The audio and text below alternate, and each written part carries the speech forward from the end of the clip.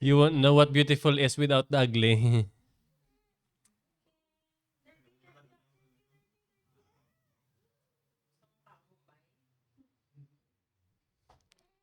Okay. 2 weeks ago, 2 weeks ago si John the Baptist na bata, no? I mean, of course, not 2 weeks ago. We talked about it 2 weeks ago.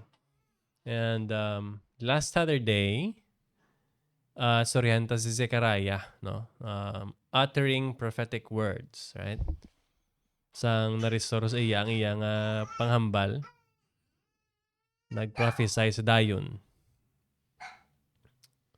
We saw kung paano gin-emphasize ni Zechariah nga si Jesus is an accomplished savior, right? I think maybe not all the time pero may ara ta I think may ara ta mga moments bilang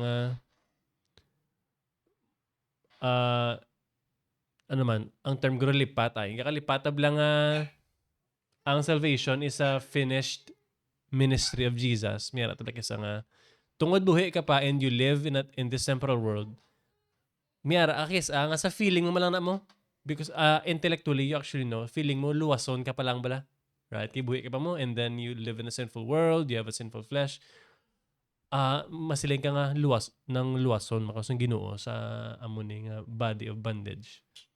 But the thing is, it's not accurate kiti ang salvation tapos na ya, right? Because the one who saved us is not within time. So it's I think it's nami bala sa ni Zechariah sa Luke 1:68 la, he has visited and redeemed his people. Amo nang iyang verbatim, di ba? Well, sa Greek, pueo lutrosis, ang silingon. I mean, literally, ang iyang transliteration sa English, he has performed redemption. Amo na ang nagwa sa bibig ni Zechariah. Nang grabe, balang ako comfort, no? Yahweh is not going to save us. He has saved us, no? Amo nang hope ta. Wala ta diya sa kalibutan niya nga waiting for a savior to actually do his job. Do lang alang. O do kakabo si Jesus. O do ang promise. O do ano gray. No. Ang ginakapitan tayo nga hope is a hope that is sure. No? Nag-hope tayo sa salvation nga nabaton ta na. And gina-experience ta na siya joyfully. Ay lipat ko sa author pero ang phrase na bilang we are fighting from victory, hindi yung for victory, no, from victory. So, isa pa gede, we also saw how Zechariah remembered ang faithfulness ng Diyos sa Israel, no, sa history ng Israel, no, despite sa ilang idolatry, no, apostasy, no, ang iyang phrase, the tender mercy of God, amo ng phrase ni Zechariah gingamit. Tiyan mo na nga ay categorize ang mercies ng Diyos tender, no? It's an interesting word to use for mercy. Kiti, imaginable, well, isa ka good example, maybe is ara ka sa hospital with a terminal illness, tapos gulpe ka, balas ng doktor nga okay ka na, no? Grabe. I mean, why po ko nakagi, no? May po nakagi. Ang pinaka-close siguro sa tender mercy nga na batsagan guro sang na-feel ko hindi ko na need mag-take medicine. Sige masakit ko. Grabe ba? Okay na. Gali makasurvive na ako. Wala bulong naman. Kaya mo na because the problem, the reason why we appreciate salvation so much because we know what the problem is. The problem is we are sinners and we are sinners and we have a perfect judge. We have a perfect judge and we are sure nga husgahan niya gigaya. No? He will not, hindi kaya pagpalampason bla. I mean, kung palampason niya kati, he would not be a good judge, right? And the reason why God's mercy is so tender and comforting is we know nga naluwas ka sa amuna. No? It's an interesting question. I'm saved. Saved from what? No? Saved ka from ano? From sin, from hell, from Satan, from what?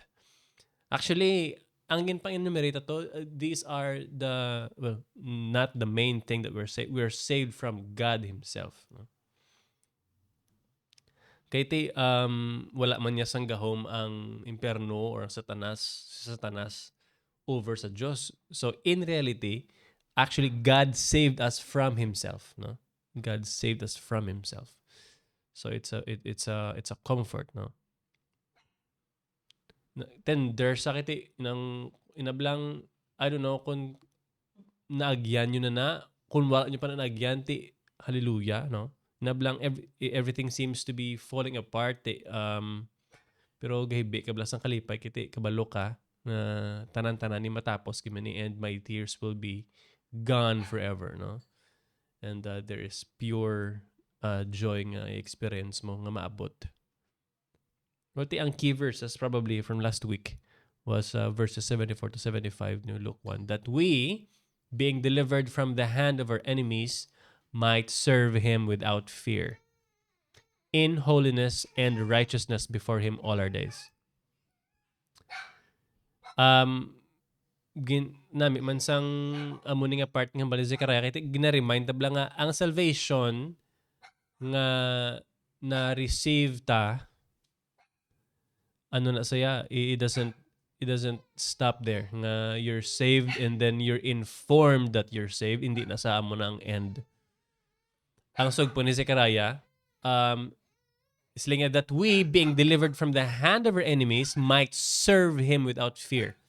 So ano ang isa sa mga immediate results ng salvation? Service. Service nga na yan. No? Hindi nga naluwas ka tapos masling ka, good na ko yan, luwas na ko.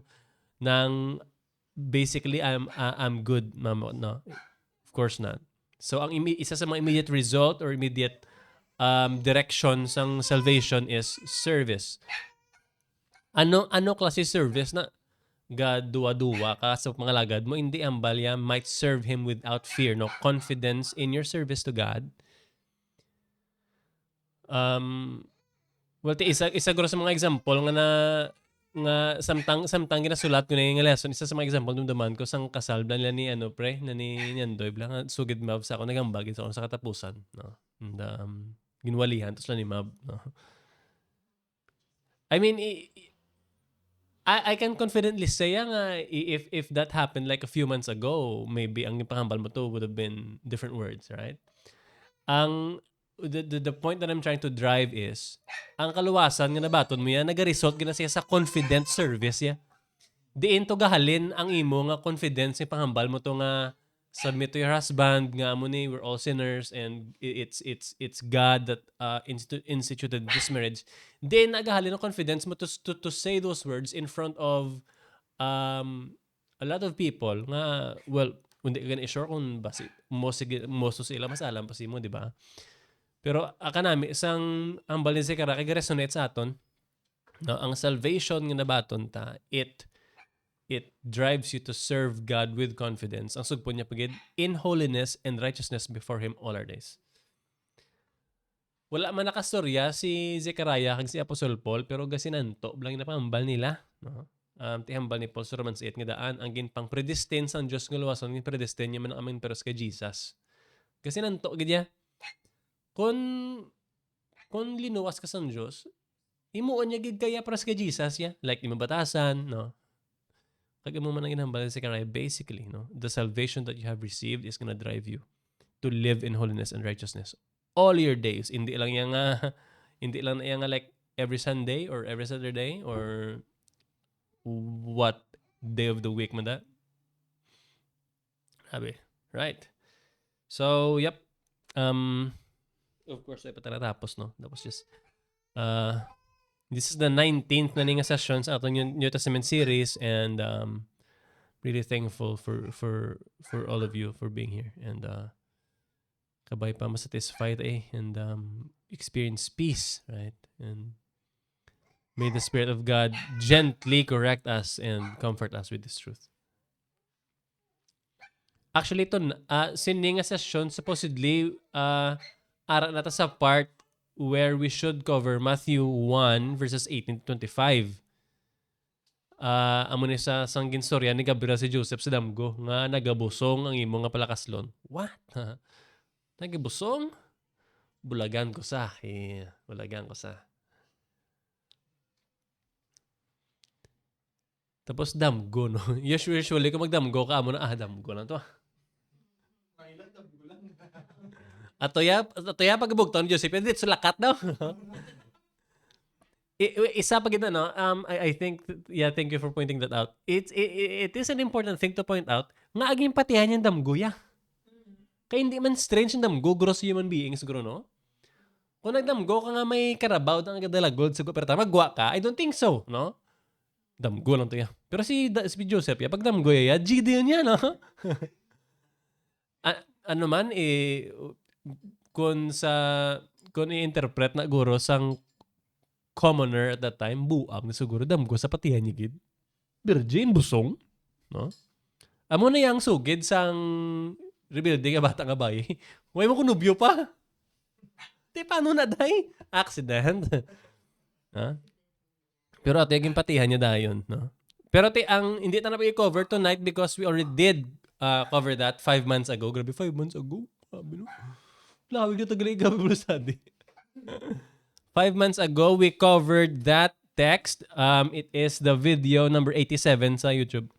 And at that, ang background ko to, ang tubigan pa na, wala pa ng stove nga namin. Wala pa ng aircon gud ako. Gasin so tapad yun ang tanay kay basi digi-dugi yung mansion.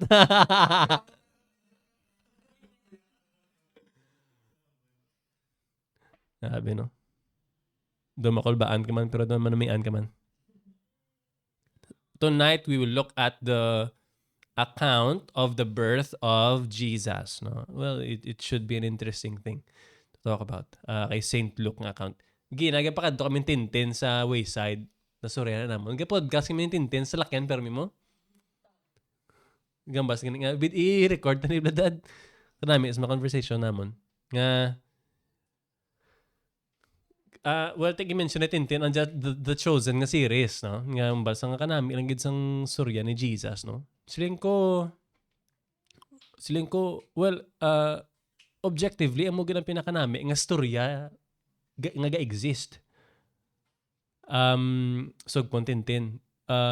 Ang storya yang natabo sa historya, siling ko biskan fiction pa, wala sa may makasurpass sa story sa incarnation. And you might ask a question, why, no? Why can't anyone think or biskan si J.K. Rowling times 2 Pro Max pa nga J.K. Rowling, hindi maka-formulate some better story than incarnation nga because there isn't a better person than Jesus. Right? Amo na sa ka-basic, it doesn't require you, it's not rocket science to believe or to conclude that. Kaya Reblaw, if you can, amo na sa actually, this is exactly sa apologetics, magsiling ka apologetics is basically defending the Christian faith. Amo na sa isa man naka-discipline sa theology, hopefully ma-cover man soon. So, sa apologetics, we have this ontological argument. Inablang, basically, ang yung premise, God is siya ang pinaka-powerful kag maximally great being nga makonceive sa imong mind. Hindi ka maka-imagine, try ko gid niya. Like, wala mo kung orasan, gid siyempre, masakit naman sa utok kung orasan. Gin-try ko to imagine, kung maka-imagine ko better God. Hindi mo gid niya mo, bra. It's impossible for you to imagine a better God. Gusto mo i-try sa ba?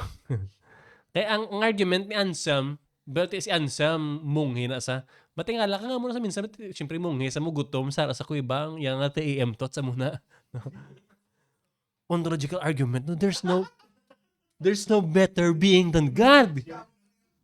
Gamo na sa kuiba, alas 3 sa kagahon, no, hindi ko ka-imagine someone better than God. And interestingly, he's right.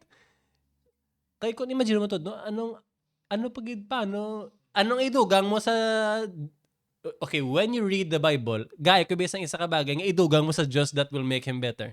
Wala agad niya. There's none. There's literally none. Kaya ano pagid being better sa isa ka Diyos nga nagapunish sang sin, Pero ginahigugmay man ang iyang haters. Why nagidya? I mean, how Scripture revealed who God is, it just cannot be better. So therefore, the story of that God taking flesh, being born as a baby in this world, why nasa may mas nami, padang storya yan, no? Ano gini first chapter sang Philosopher's Stone, the boy who lived, no? Sa Harry Potter. Ay, marami kilat-kilat di, tapos tapos ginbilin to sa ni Minerva ni Albos, no? Anyways, I will read to you the text. We are ta sa Luke chapter 2, natapos na chapter 1 last week, by the way. So ti ang agwat sini 6 months, from verse 80 of chapter 1 kag ang verses 1 to 20 sa chapter 2 kay di ba 6 months sa gestational period ang magulang ni John the Baptist kay Jesus, di ba? Nagbusong si Elizabeth. After 6 months nagbusong man si Maria. So 6 months agwat ta from last week, no? Last Saturday 6 months ang travel ta until today. Ara, patagyapon actually sa 37 BC and prior.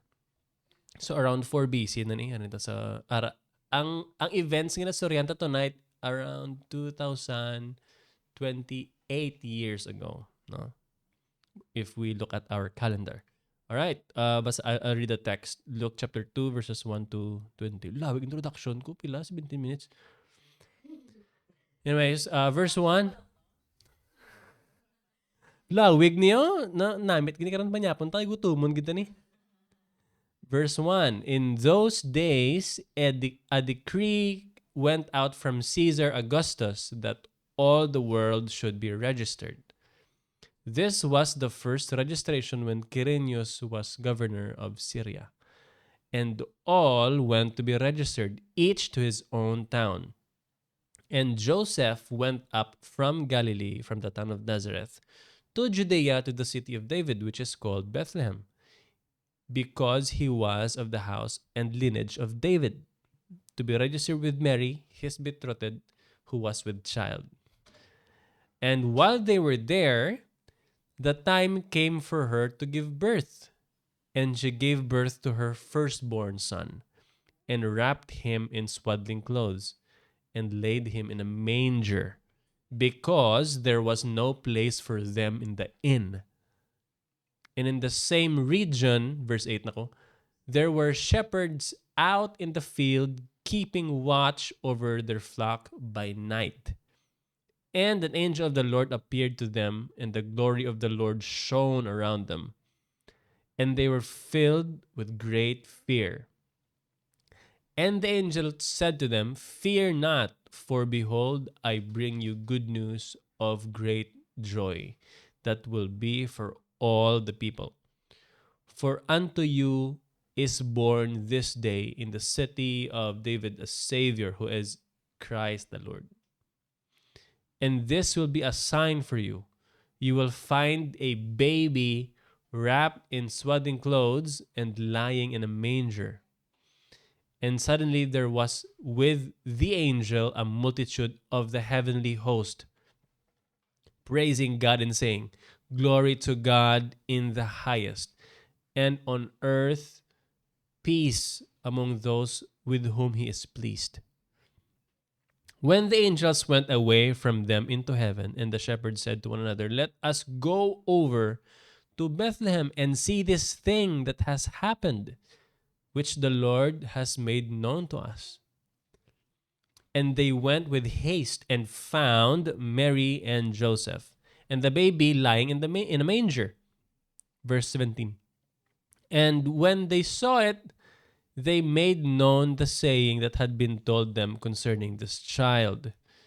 And all who heard it wondered at what the shepherds told them. But Mary treasured up all these things, pondering them in her heart. And the shepherds returned, glorifying and praising God for all they had heard and seen, as it had been told them. Hallelujah. Grabe nga narrative. Grabe. Back in those days, verse 1, um, sang si John the Baptist na bata, no, and si Mary, gabusong nga Jesus, si Caesar Augustus, emperor, ikaduwa na sa emperor sang Rome, no? Nag-decide sa magpa-census, no? Hindi to Augustus, ang pangalan niya una ya, Thorinos na iya pangalan, pero magsiling ka August or Augustus, inablang ang meaning sa the magnificent one, majesty with power. Kaya sa mga Greek be, they view their emperor as deities. Diyos BBM. Doka mo na sa ish na. Diyos BBM ish. So, mo na ginagamit ang Augustus or the majestic one or majesty nga title para sa iya kagulingon, no? Samantalang ato yang tutuod nga majestic one ato lang ya sa pasungan, no, sa manger, gimputos nga daw ibos, no. So si Augustus ni nag-issue sa decree, no, for the Roman Empire nga ma-register, no. It's basically census, right? To be enrolled. Well, hindi magid nga sila nga taksan gid dayon ang population, but the purpose ang ginubrato ni Caesar Augustus that time para mabalaan niya kung pilang populasyon kag kung ano ang asset sang mga tao, no? Sino ding pwede ta kwartahan, no? Now, grabe ning logistical operation, magpa-census ka. Kita nyo, ang ginmention niya sa verse 1, all the world. Kung basahan nyo dabla, ibalik ko mo verse 1. In those days, a decree went out from Caesar Augustus that all the world should be registered. I think ang phrase nga all the world, pertek importante nga i-cover ta quickly. Kay we have this false doctrine nga nag-circulate nga ang kaluwasan kuno para sa tanan nga tao. Right? And it is simply not correct. Kaya mga sila to John 3:16, God so loved the world. World na gid na. I mean, kung gamiton ta ng same nga logic, I mean, let's not dive sa grammar, no? Kaya it's not for tonight's session, pero kadali lang. Kung dive ang amo ng logic and i-apply dali sa Luke chapter 2 verse 1, all the world, ipasensos ni Quirinius, din dampe ang Roman Empire at this time, Palestine, ari ka diya sa sa layo kaya Europe. Pero ang Han Dynasty is China ya, isensos ya paged. 'Di ba? Lapad-lapad sa kalibutan niya. So anong ginaminilok nga all the world? Right? Pagkakita mo world tanan dayon, araw-araw man kay mo ya. If you look at, if you honestly look at the text, ang gabasa nga Hudiyo ya, we'll take Theophilus yung surat ni Luke, no? Pero if a commoner Jew would read Luke's account, kaya hindi sila nga ang ginamin ni Luke ni ang all of the Roman Empire, all of the world, no? Amo nang ginamin niya, hindi iya nga tanan-tanan nga tao, including to ang Mesoamerica, ang mga Mayan dynasty, hindi na nalawin sila labot ya sa all the world. Kaya ang world wala ginamin nga ang planet Earth, no? Okay. So at least we got that out of the way, no? All right. So ang isa sa mga nanamian kundi nga timing ang kay Joseph kay Mary no? Sa grabe nga di ba sa Micah, interestingly sa Micah chapter 5 verse 2, no, like 400 plus years before this happened, siling sang Biblia. But thou, Bethlehem, though thou be little among the thousands of Judah, yet out of you shall come forth unto me, that is to be a ruler in Israel. Grabe, no? Whose going forth have been from of old. Ang amot silingon, hambalimay ka, Bethlehem is homesick. So, Bethlehem, gamay lang kamo, pero from you, may magwada nga ruler sa Israel nga halin sa eternity. Grabe, no? Mabasa na sa Hudiyo, grabe, pag hindi nga hara, ihalin sa eternity. Pero, let's go back to our timeline. What are the odds, no? What are the odds nga ang isa ka pagan emperor mapasinsus? Kag, it would require Joseph to bring his family sa Bethlehem. Tapos dito mabata si Mary. Grabe, gid nga timing nga. Pero tigin takos gid kun sa mabata si Maria. No? Bali ang natahi amo ni. Ang natahi, ang Diyos makagagahom, and of course we know that He did it. No? Gin-prophesy to ni Micah. Tapos si Quirinius nagpasensos. Si Maria manog bata. Si Joseph matravel pa sa Bethlehem. Grabe blang inablang mga parts sang story nga wala gid connection, tapos pagbasa mo gulpi lang nagtabiray tanan bla, no? It's an amazing ang sovereignty sang Diyos. It's a mind-blowing concept to think about. Ano man yung God mo mapasinsos kasi amo gini nga timing, no? Tapos sa backdrop pagid sina ano ang ginadala sa census? Let's try and think about that bala. Madala na order and peace sa empire. Kaya ang structures ng government, kabulo kung pila-bilog tawo, ang resources, ang economy ma-regulate properly or at least optimally. Grabe, no? 'Di ba ang promise nga daan sa maabot nga Messiah, He will bring peace, right? Tapos pagkabata, may census. Grabe, gabasa lang ko sinino, malupok ulo mo, no? Jesus was born, no, fulfilling ancient prophecies, bringing message of peace and redemption, no? Spiritual and physical bandages. Fascinating intersections ng history. Grabe. Literally divine timeline. So that's verse 1. Amo tong ma-pick up ta sa verse 1 pa lang, no? And verse 2, this was the first registration when Quirinius was governor of Syria. Ang taxing niya ni Quirinius, hindi pa niya actually governor at that time, no? Governor siya after. Kaya may isa pa yung ka-census nga na-record sa Acts chapter 5:37 mo nga may like Judas man ang pangalan. May revolt gid lang natabo. So let's not confuse that census with the census Acts. Later niya. Okay. Verse 3, and all went to be registered, each to his own. Verse 4, and Joseph also went up from Galilee, halin sa Nazareth, to Judea. Grabe nga travel mo. Nang Galilee, babaw nga part, Judea, manaog sila. Last na ng atakos-takos do, bakol San Carlos nga, tapos lakton mo lang. And gabusong pasawa mo. It's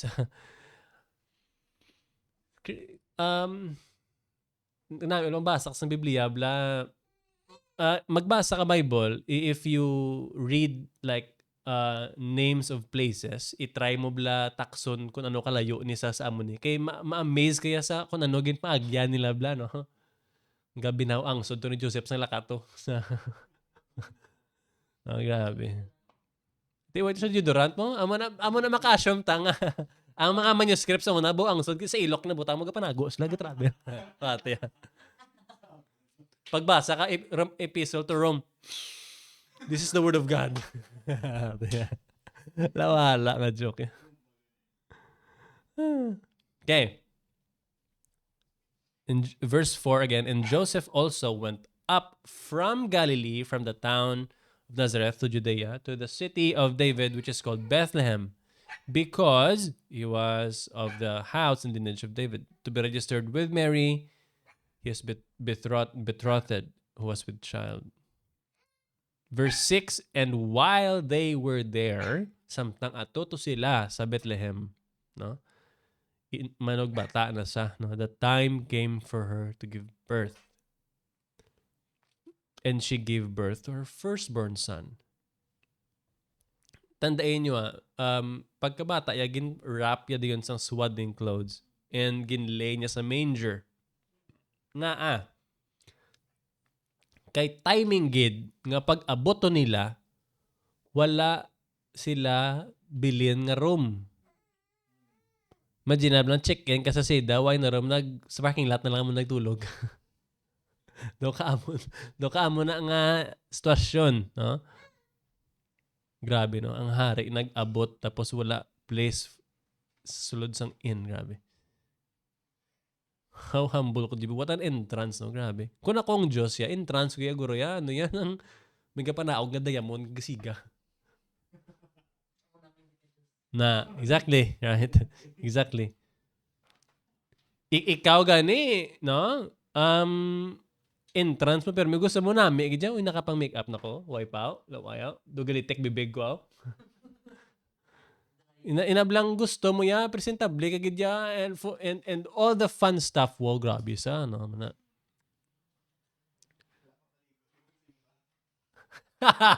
Well, i-mention ko tayo naglindi, nalabas yung brownout, lang ka mo karoon blaw, abwas.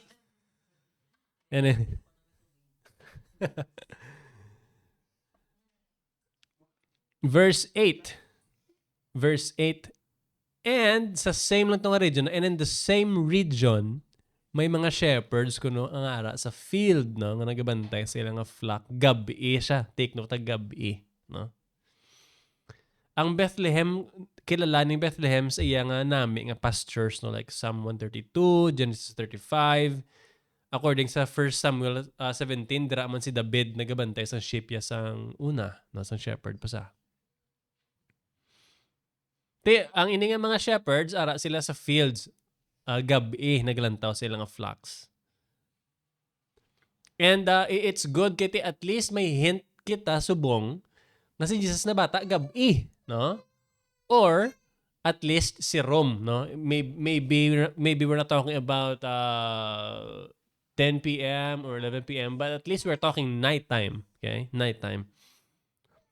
Kaya sa tradisyon sang mga Hudiyo, gapati na sila nga si Jesus maabot gabi para sa natabo sa Passover sa Egypt. 'Di ba ang spirit of death nga nagpatay sa tanan nga male firstborn gabi nagabot. So ang mga Hudiyo na miyan na sila magtahi mo. Do naka-mushroom ni sila nga mga bangag nga simbol-simbol bla, no? Na do tawa ko sa una sang I mean kadla kami ni Mark Espinosa. Kay sang wasa na convert nang gapula kami sa tanay bay. Gambasa nami pre maka mushroom pre ang Bible pre gaano pag pre makita pag gyang. Tapos nang nasarema na mo ni Christian sang pagbaptismo ng tintin bla sa dento ng baptism gani lantawan. Kay gapula to by storya with Kerben and si Christian, ginasoryahan niya ko sang ano bla, sa mga LSD ng mga na may matabok gig ko nga certain realm. Ang question nila sa akon, what if i-apply ito na sa Biblia? Masuyop tayo ba sa Bible? Mas i-interpret sa better. So that's the curious question. Well, at least si Christian question lang kay Mark Inubragid, no? At least in the beginning. I can encourage na naman maguntat. Anyways, so I mean, how do you answer that? Kiti, kung mag-LSD ka, scientifically, ang utok mo, it's nagka-optimize man siya at some level in some level, no? So how do you answer a friend's question nga muna, no? Di ka lang gadya pre, kalma bla. Hindi, the answer is when we look at the word of God, maybe basta ang estudyante kaya gasyabo ka para katuon ka, no? Well, maybe that will work for you, but when we talk about the Word of God and the truth of Scripture, ang hamba the Holy Spirit yung illumin si mo, hindi droga, no? So, bisan ano ka pa yakatuyo da, or kagutom, or kauhaw, or ka-decaffeinated, kung ang Holy Spirit mag-grant si mo wisdom and understanding, maintindihan mo na yan, no? So, that's the answer to that question. Only means na. Suyo pa. So, amo na ang tradisyon sa mga Hudiyo, naglabot to yaman, no? Kaya, amo na, Mata mo? Kay ginausog mo. Kay wala sa tinulugan nga nagpa-SM. Sa akin dumtan niya tong mat nga for sale mo. Tatlo 100 daw. Anyways, so, amo na, gabi, tradition nila nga gabi kuno sa Jesus, just like ang spirit of death sa Egypt. The last plague of Moses. No? Te, amo na eh. Well, I think I mentioned last week sa Labalay ni Bong na laban-laban si Jesus na bata siya like late September, right? Dungan-dungan sang Feast of the Tabernacles, nag-pilgrimage ang mga Hudiyo, nag-census pagid kag maano man ba yung mga shepherds field gabi kun winter, no? So laban-laban September si Christ na bata. Late September or at least early October. Somewhere there. Tapos isa pa yung interesting thing about this part of the story, kaya wala gin reveal sang angel ang birth ni Christ sa mga scholar, wala gin reveal sa mga priest, gin reveal sa mga shepherds siya nga tutugatambay sa kagabihon nga gabantay kaniro, no? I mean, ang patterns ng Diyos bala all throughout scripture the same, no? Ang treasure, ang good things ginahatag sa Diyos sa mga humble, yeah. Mga lowly estates bla. No?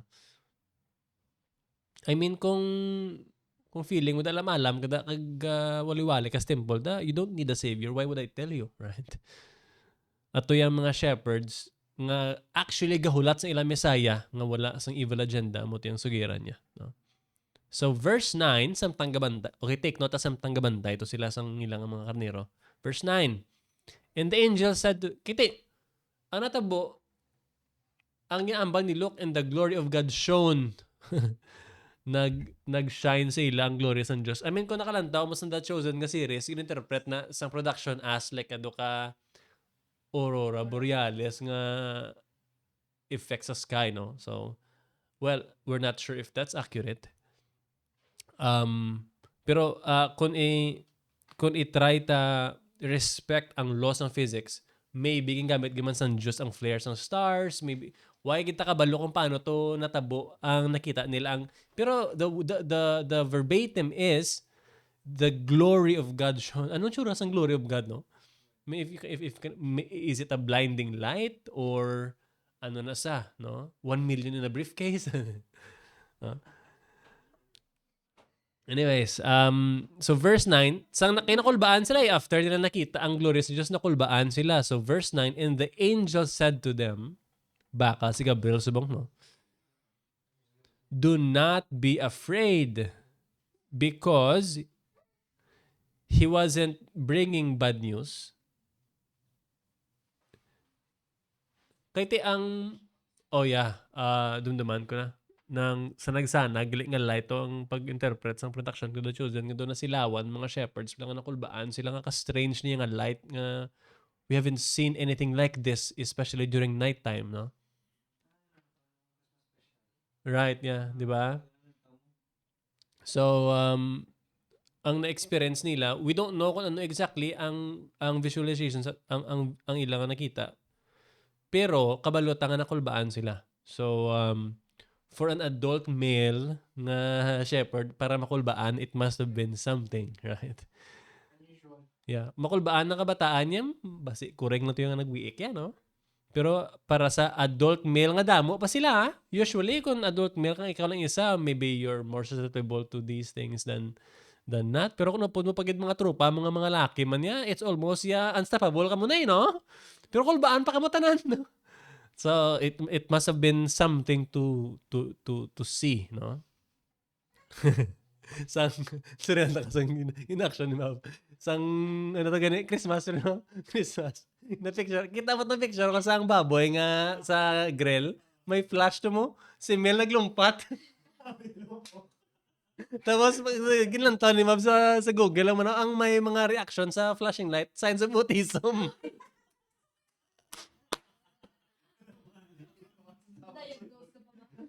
Diba? So it must have been like that, no? I mean, wala to sila signs of autism, pero it must have been a blinding light. Do not be afraid. Ano hambal sa verse 9 now? Kaya ang dala ko sa inyo good news. Hindi lang niya news ha. This is the wonderful and amazing news that you've been waiting your whole... This is the only news that you should care about. Right? The birth of Christ from a virgin. Gapakita abla how much God loves and fulfills all of His ancient 1,000-year-old promises. Huwag kalipatan, no? Grabe nga salvation story. Nagadala peace, nagadala forgiveness. Permite gina-emphasize no, ang peace na, ang forgiveness na nga gakabaton mo, ang resulta na righteousness ginaya, no? Panang batasan mo wala gatadlong, hindi nga sige claim nga may peace or forgiveness, no? Wala kana, no? Kaya may righteousness gina dapat nga sunod, no? Righteousness ginaya. And paano na sa manifest the words nga nagawa sa bibig mo, no? The thoughts na gilinger sa mind mo, ang future plan mo, no? Kung why down just that, don't expect na examine yourself, hindi mo ako makasiling you're a reprobate. Okay, it's all the good stuff leading to great joy, no? Hindi not the kind of joy nga surface lang, but a deep and eternal joy. Grabe. Siling pag sa verse na all the people, di ba?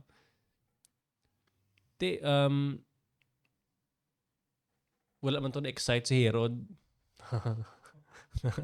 So how is it all the people? So it doesn't mean every single person out there. No? Ang mga ginpalansang pa sa mga Hudiyo, no? So sino ang gindalan sang kalipay sina, of course, those who were desperately waiting for Savior, of course. I mean, sino ang malipay sang phrase nga, you're on remission. Siyempre, ang may mga cancer, ang may mga cancer, no? Ang mga nagahulat, kag nag-inid, desperado sa manuluwas. Nag-echo na siya sang Isaiah 9:3 bla. No?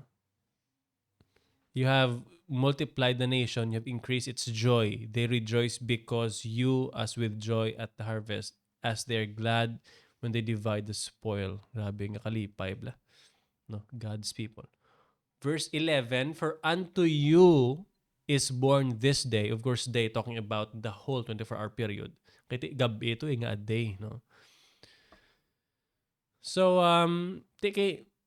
hindi nga message ya, hindi nga good tidings, hindi niya para sa mga anghel, no? Para niya sa human beings. Right?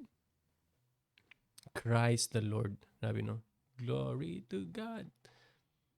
Miya ko na sa kanta, di feel weak mo na. For to us a child is born. Isaiah 9:6, basahon ko this is basically an angel quoting something from the Old Testament, no? Siling ni Isaiah, like around 700 years before natabo ning shepherd thing sa field at night. Siling ni Isaiah, for to us a child is born. To us a son is given. The government will be on his shoulders, and he will be called Wonderful Counselor, Mighty God, Everlasting Father, Prince of Peace. Ini nga text, siya doon isa ka interesting or maybe even controversial. The world is evil. Bikong government nasa shoulder, yan nga ang world evil. Right? So, it's an interesting thing to talk about. Kiti, Ari pa kita interesting kay after hambal nga and the government will be on the shoulders. Paano magpagid siya Wonderful Counselor, Mighty God, Everlasting Father, Prince of Peace. What do you mean peace, no? Tanawon ta pa lang ang illegal immigrant sa Amerika perting crime rate to. Paano na sa nangin Mighty God man, no? So you see, ang existence ng evil, kaya nanamian ni sila mag-mention sa mga child rape, mga crime lang would make your skin crawl, no? Tapos ginatupad nila sa idea sa the goodness of God, right? What they don't know is ang existence ng evil, why siya nag-contradict sa goodness ng Diyos, no? Kaya this is His world. What you need to know without really diving into that subject really deeply, what you need to know is this is God's world. Okay? If you think it's better nga wala evil, you should have been God, right? Simple-simple lang yung argument ya. Wala na duro debate, pangapila ka oras. Do you think it's better nga wala evil, wala rape, wala murder? Kung better na, dapat tingin Diyos ka na. Tingara ka lang da, unemployed. Mga mukha na din lang, mga atake ka din lang. Ang paborito mga phrase, ano ulam ha?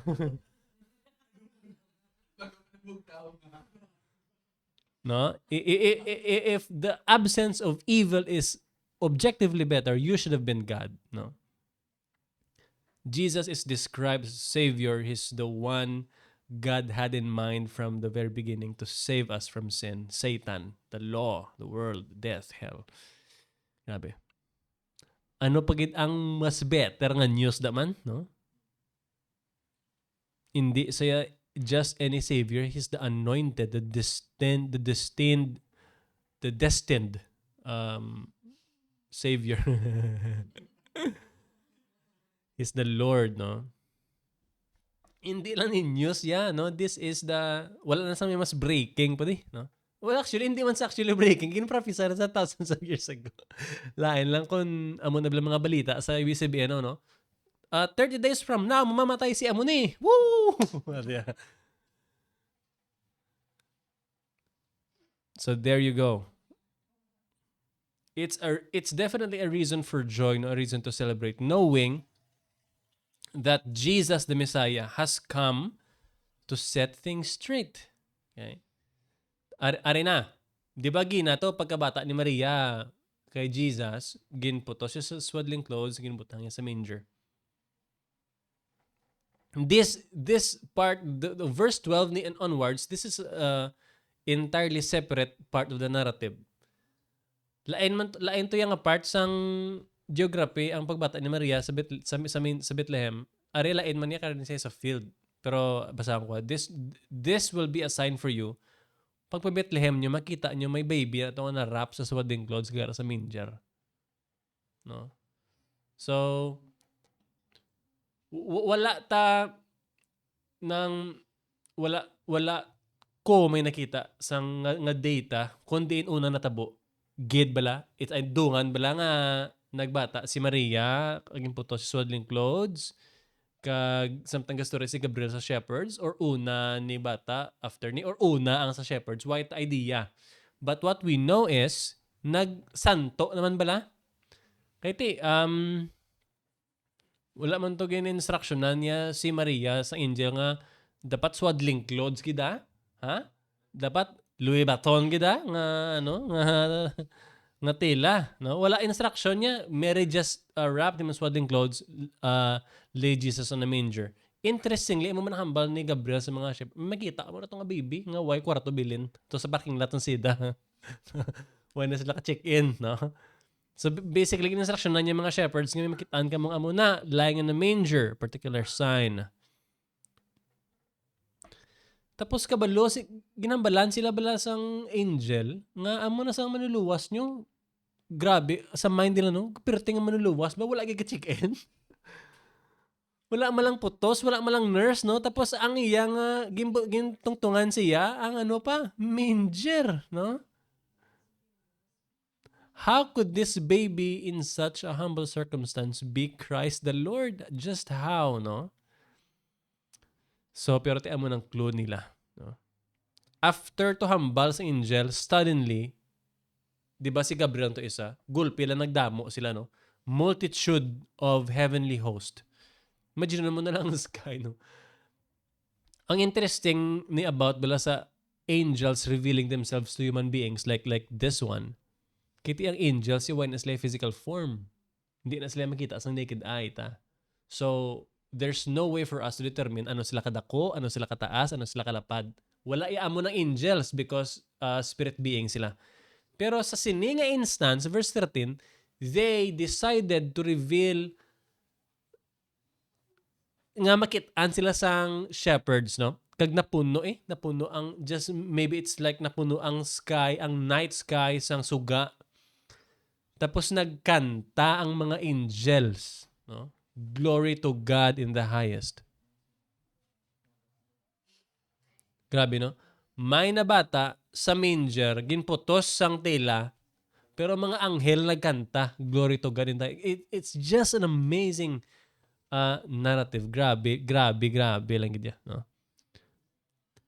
Reading this narrative, ya dalon niya lang kaya sa paghimaya sa Diyos. Grabe. Hebrews 1:6, no, when he brings in the first begotten into the world, he said, and let all the angels of God worship him. Ang Hebrews 1:6 ni, we're not really sure kung sino nagsulat sa Epistle of Hebrews. Well, at least according kay James White, ang style ko sa pangsulat do si Luke, tapos ang theology do si Apostle Paul. Pero hambal sa chapter 1 verse 6, when he brings in the first begotten into the world, he says, and let the angels of God worship him. Grabe, no? So ano? Grabe. Pagkabata ni Christ, ang kanta, Glory to God in the highest. Ang ginkot ni Gabriel nga text, Mighty God. Grabe, no? Tapos masiling ang mga insi nga hindi sa Diyos. Perte.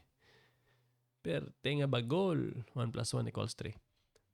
No, they were praising God, no? Celebrating not just the birth of Christ, but also the promise of redemption. Ano pag-ibi kanta sa mga anghel, no? The act of praise nag-reflects ng ilang isang benevolence ng Diyos towards sa aton. Benevolence nila toward sa promise ng Diyos. I think hindi ta na ma-emphasize enough, no? Ang natabo di sa verse 13, this is a celestial celebration. Hindi niya choir sa Mandalagan at church nga ba't yung mga kanta. Ang mga anghel niya kanta. Kag ang interesting sa pagkanta ni sa mga anghel, kaya naintindihan sa mga shepherds, sa sulat pa ni Luke nga, Glory to God in the highest. Kagti, hindi niya like wishful phrase, no? This is a statement of a fact. Glory to God in the highest. His love, grace, and mercy in action. Holiness, you being honored. Your justice na satisfy. His power in action. Grabe, overwhelming. Ang sugponda yon, Glory to God in the highest. Kung lang taon mong logic, sino nga sentence? Since God is in the highest, ang resulta, peace on earth. Grabe, no? And on earth, peace. And it's not just about peace nga usually ginapaminsartan. Hindi lang yung absence ng war, ha? The peace that we're talking about is leaning more on, bis ka nag World War 5 pa ya, pero peaceful ka. Amo ni ibang klase sang peace ang imagine ta. Grabe. He's called the man, the peace, no? Micah 5:5. He is coming to earth. His coming to earth was the beginning of making peace between God and human beings. Grabe.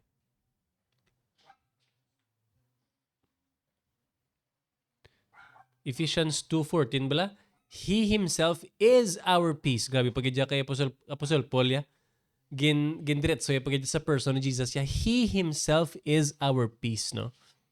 Ang peace ya, hindi ya concept nga abstract. Ang ginimo ni Apostle Paul ya, trace ya pagkidya ang peace ya, nga si Jesus pagkidya ang peace ya, He is our peace. Grabe.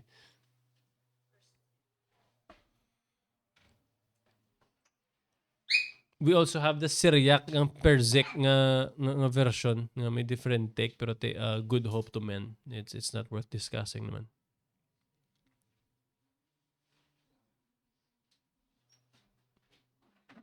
Okay. Last 2 pages, guys.